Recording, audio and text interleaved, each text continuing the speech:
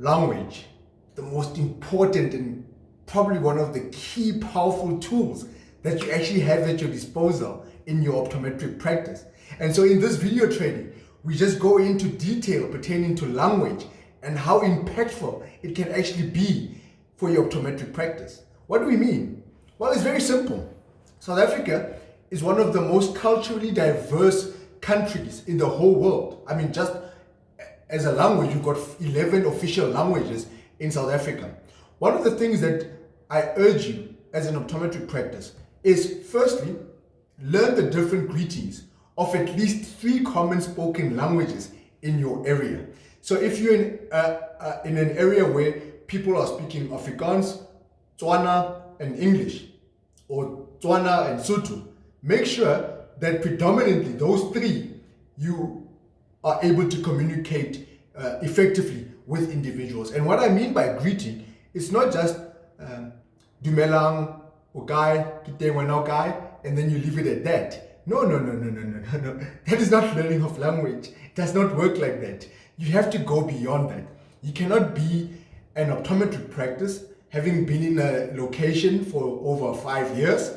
You are part of a community, right? So you need to see optometric practice as being part of the community. You are there to serve your community. And so things that you're dealing with on a day-to-day basis, the procedures that happen in the practice, the day-to-day stuff that happens with every single patient, it is your responsibility as a practice to go out of your way, or it is your responsibility as an individual to go out of your way to learn a couple of sentences, if not the entire language, with regards to things that you are dealing with on a day-to-day basis. Don't make life complicated for yourself. If it's Tswana that is dominant in your area, learn Tswana. If it's Zulu, learn Zulu. If it's Xhosa, learn that. Whatever language that is the most dominantly spoken of by people that are different from you, learn that language. Be confident and competent in understanding that language. Then go further. Learn the cultures or the most common culture in that environment. You could be sitting there right now listening to what I'm saying and you'd be like, Obi, we see different types of people. We see Zulus, we see Xhosas, we see Tswanas, Sothos. We can't learn them all and we don't know which one is the most dominant one. You are absolutely incorrect. Very simple. Pick one. Pick one. I'm an African Tswana man. And I'm telling you right now, if I walk into a practice and Mariki over there or Joandre greets me in Zulu, it does not matter that I don't speak Zulu. I'm going to appreciate the fact that she has got out of her way to greet me in an African language. It's going to settle me. It's going to get me confidence that actually this country is moving in the right direction. Because why? She's not sitting in her comfort corner thinking that, but I can't learn Zulu. What if I'm learning Zulu but people speak Tswana? No Tswana speaking person is going to be offended by the fact that an Afrikaans speaking lady, young girl in an optometric practice started speaking Zulu with them. We are actually going to be encouraged that, wow, you know how many Tswana speaking people don't actually know how to speak Zulu the way you are speaking Zulu. That's what's going to be the conversation. Not the fact that you are speaking Zulu and I'm Tswana. So don't think about it like that. Learn one language. Be as competent, well articulate as you possibly can pertaining to that language. If you are in a practice where you are working with a person who is Tswana, Sotho, Zulu, engage with one another. If you are Afrikaans and they are Tswana, trade. Learn each other's languages. Teach each other on the most basic stuff about the language pertaining to components of your day-to-day activities that you're dealing with every single day. Learn the cultures of the different team members. That's what we're literally saying. Get to know people and where they're coming from. Learn as much as you possibly can. That is your icebreaker opportunity. If you are Tswana and an Afrikaans person comes in, don't have that thing of now you turned off because they are Afrikaans as a Tswana speaking person. Bridge the gap. Learn Afrikaans. Simple as that. I used to work as a locum for many, many years. And I would work in areas that were not predominantly having black optometrists working in them. I would go to Brakpan. And up at that time, I had never seen or heard of any person going in that area who was a black optometrist, simply because they struggled with the Afrikaans in that area. Well, I learned Afrikaans. I translated the entire eye exam in Afrikaans. Who did I get to translate that for me? My Afrikaans colleagues.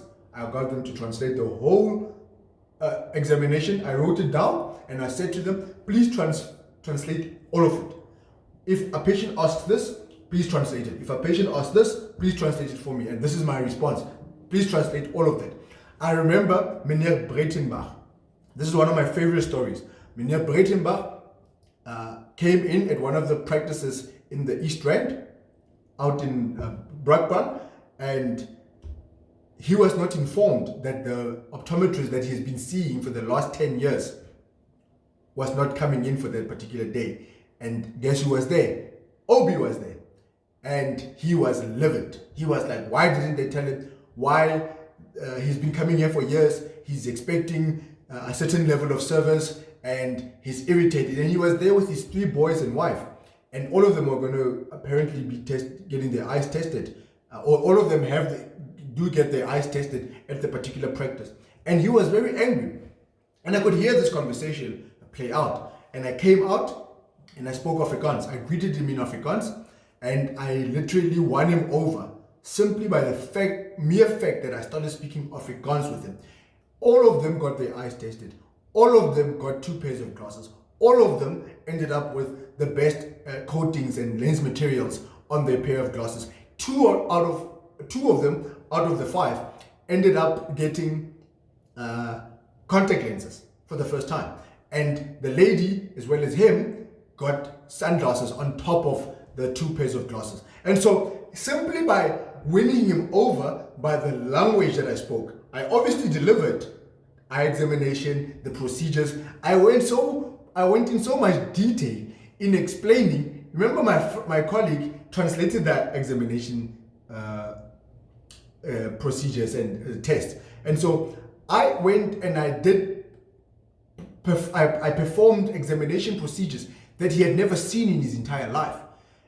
Why did I do that? It was to win him over, because I knew that an opportunity is going to present itself one day, and that one day was that day. And so I won him over, and halfway through the examination, we were speaking English. By the end of that examination, he was asking me, how does he say this in Tswana? How does he say that in Tswana? And we ended up talking about the future of South Africa. I tested the whole family for, I think, 4.5 hours. That was my day for that day. It was this family, because I knew that I won them over. And so language played a critical role in that particular instance. How many opportunities are you missing out on when it comes to you reluctantly or refusing to learn a different language that is the most common spoken language in the area in which you are working every single day? And so I urge you, learn a different language from the one that you're speaking. Go out of your way. It will take time, yes. Will it be difficult? Yes. Is it going to get better the more you keep doing it? Yes. But if you refuse to do it, you're going to struggle, and you're going to miss out on a lot of sales opportunities that exist as a result of you being able to break the communication barriers from a language point of view. If you're an optometrist and you're seeing patients who are speaking a different language from you, you better make sure that you can translate how a pair of multifocals with a premium anti-reflective coating that you have now recommended to this particular patient is going to work. You better translate how that product is going to benefit the patient in the language of their choice. Here's the key. If a person understands what you are saying, it makes it easier for them to make a decision pertaining to what they need. And that decision will be in line with what you're recommending. And so if you are not going to go out of your way to ensure that language is not a barrier that you are allowing to exist in your communication between yourself and the patient, then you're going to find yourself missing out on a lot of sales opportunities within your working environment. And so other things about language, pediatrics, for example, Myopia is increasingly becoming a huge problem, and if you're not finding innovative and fun ways to attract kids, that you're going to be missing out on those. And so imagery, visual representations, videos, examples of kids on tablets are very important when you're communicating with kids and their parents. And so the whole thing about language is that you're speaking in a manner that the person that you're communicating with can easily understand. When they easily understand, it makes it easier for them to then make the decisions. So language is also going to be pertaining to pediatric patients. It's also going to be pertaining to disability or the elderly patients. Learn the different acceptable standards of communicating when you're communicating or interacting with people of disabilities. For example, respect is a very important one when it comes to the elderly. Don't let how times have evolved let you treat people with the utmost of respect and dignity. Very, very important. And so even how you communicate on social media as an optometrist, imagine how powerful it will be whether you're an optometrist or you are part of an optometric team and you guys do a 2-minute video speaking Tswana on why people need to come to your optometric practice. How powerful that will be. So that's the power of language. If optometric practices, if employees can understand how to utilize language as an effective communication skill on their day-to-day lives, it's going to elevate how you engage people. And it's going to set you apart from any other employee simply by learning language. So I encourage you, I urge you, be confident when it comes to language and learn it as much as you possibly can.